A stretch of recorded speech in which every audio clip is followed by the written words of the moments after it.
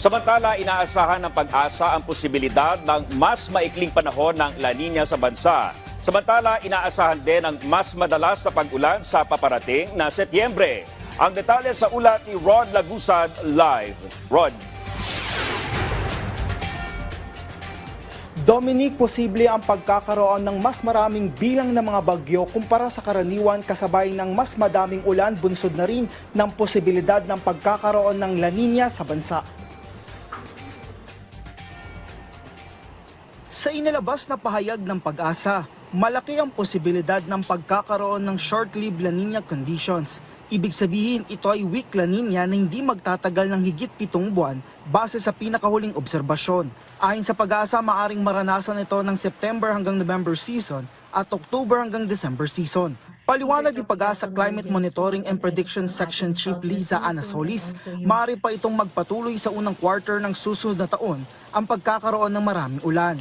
Naandun pa rin po yung mataas na posibilidad na malakas ang bagyo, and usually po umaabot ng typhoon category. Ang tinitingnan lang po natin dito is mostly ang impact nito is medyo mas madami ang ulan kaysa karaniwan. So it's either yung ating mga weather systems ay napaka-active, gaya po ng mga low pressure area, intertropical convergence zone, and ito pong ating southwest monsoon, and also yung ating northeast monsoon. Inaasahan naman ng above normal na ulan pagsapit ng September sa Car, Cagayan Valley, Central Luzon at ilang bahagi ng Mimaropa. Habang sa last quarter ng taon makakaranas ng maraming ulan sa Metro Manila, Calabarzon, Mimaropa, Bicol at malaking bahagi ng Visayas, parte ng Zamboanga Peninsula, Caraga at Davao Region. At pagpasok ng September, posible ang pagkakaroon ng mga bagyo na tatama sa kalupaan.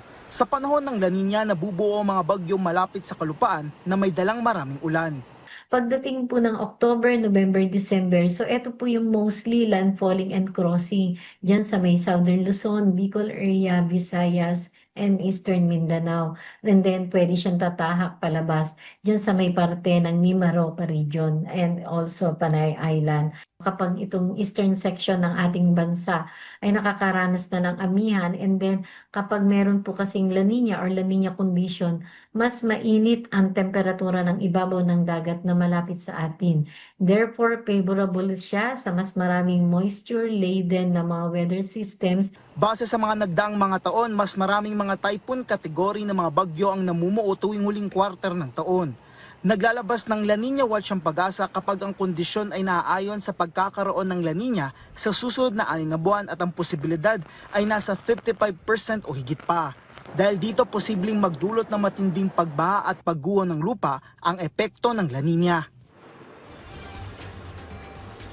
Dominic, ayon sa Pag-asa, ito ipaalala para maganda ang publiko sa posibleng epekto ng pagkakaroon ng La Nina sa bansa. Samantala, pagdating naman sa binabantayan na low pressure area o LPA ng Pag-asa, huli itong namataan sa bahagi ng katubigang sakop ng Mercedes, Camarines Norte. Base sa analysis ng Pag-asa, ito ay mananatiling low pressure area habang binabagtas nito ang bahagi ng Quezon Province. Dalawang senaryo ang tinitingnan ng Pag-asa dito. Una, dito ay maaring mag-dissipate ang low pressure area nito at magkaroon ng panibagong posibleng LPA na babantayan sa bahagi ng West Philippine Sea. Pangalawa naman na tinitingnan na senaryo ng Pag-asa dito, ito ay magtra-traverse o dadaan sa Luzon landmass kung saan maaari itong pumunta sa bahagi ng West Philippine Sea. Dahil pa rin sa binabantayang low pressure area, ay malaking bahagi ng Luzon ang nakakaranas ng pag-ulan. Habang pagdating sa epekto ng southwest monsoon, nakaka-apekto, may malaking tsansa ng pag-ulan ang bahagi ng Visayas at malaking bahagi ng Mindanao, maliban na lang sa Davao Region. At yan muna ang latest mula dito sa Pag-asa. Balik sa iyo, Dominic. Alright, maraming salamat, Rod Lagusad.